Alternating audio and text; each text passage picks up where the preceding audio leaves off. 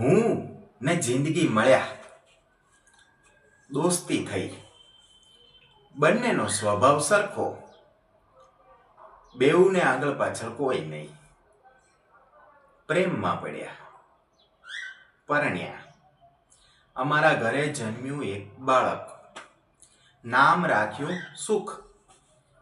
અમે ત્રણેય ખુશ હતા.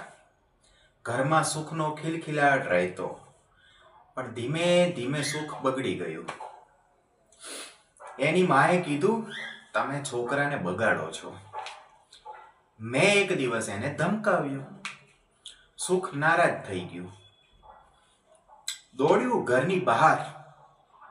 સુખ દોડે આગળ, હું એની પાછળ. બેટા રોકાઈ જા, તું જે કહે એ કરીશ. હું બૂમો પાડતો રહ્યો, મારી પાછળ જિંદગી. એના પગમાં એના વસ્ત્ર અટવાતા હતા, એ વસ્ત્રો પકડીને દોડતી હતી. અમે આંબીએ એ પહેલા તો સામેથી હકીકત કંપનીની મજબૂત ટ્રક આવી. સુખ પાછળ જોઈને દોડતું હતું. ધડામ, ટ્રક નીકળી ગઈ. હું ને જિંદગી હાંફતા હાંફતા પહોંચ્યા. એના હાથ પગ કચડાઈ ગયા હતા, માથું છુંદાઈ ગયું હતું ને ડોળા પડ્યા હતા રસ્તાની બાજુમાં. જીભમાં એના દાંત ઉતરી ગયા હતા. એના આંતરડાનો ઢગલો રોડ વચ્ચે ને બાજુમાં એના લોહીનું ખાબોચિયું.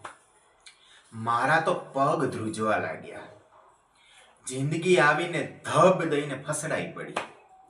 એકનું એક બાળક છાતી કૂટીને કકળાટ કરવા લાગી. અરે તમે મારા છોકરાને મારી નાખ્યો રે.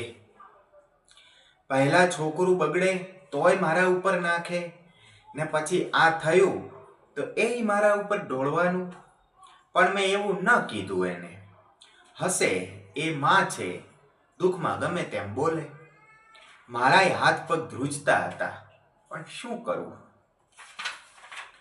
બીજો રસ્તો નહોતો. માંડ માંડ બધું ભેગું કર્યું, ગાંસડી બાંધી અને દફનાવી આવ્યો સ્મશાને.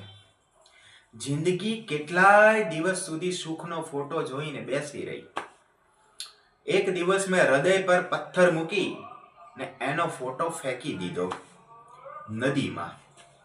વર્ષો સુધી તો જિંદગી મારાથી બોલી જ નહીં, અબોલા. જોકે પિયર ન ગઈ, ક્યાં જાય? અમે બેય અનાથ હતા, લવ મેરેજ હતા. વર્ષો પછી અમારી વચ્ચે બોલચાલ શરૂ થઈ, પણ અમે હવે નક્કી કર્યું છે કે બાળક પેદા નથી કરવા. સલા બે શબ્દો પણ ન ખમી શકે એવા કપાતર શું કરવાના?